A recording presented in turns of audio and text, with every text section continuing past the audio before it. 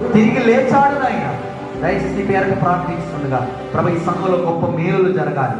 అలాగే ప్రభు ఈ సంఘాన్ని ఎంతో ఉద్యోగం నడిపిస్తున్న దైవ సేవకులు యోహాన్ అన్ని గారిని బట్టి, ఆయన అమ్మగారిని బట్టి కొందరు ఎంతో నమ్మకమైన సేవ వారు చేస్తూ ఉన్నారు.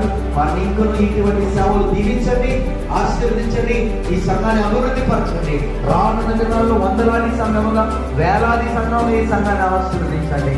ప్రభా, మా ఈ ఉపవాస ప్రాంతంలో మీరు తోడేయండి.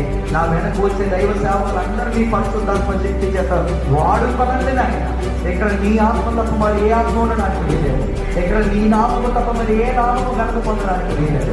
ఇక్కడ నీ శక్తి తప్ప ఏ శక్తి ఉండడానికి వీలేదు. ఇక్కడ నీ వెలుగు తప్ప ఏ వెలుగు ఉండడానికి వీలేదు. నీ పరిశుద్ధాత్మ వెలుగుతో, నీ నామము శక్తితో నింపి ఈ సంఘాన్ని అభివృద్ధి పరుస్తాం.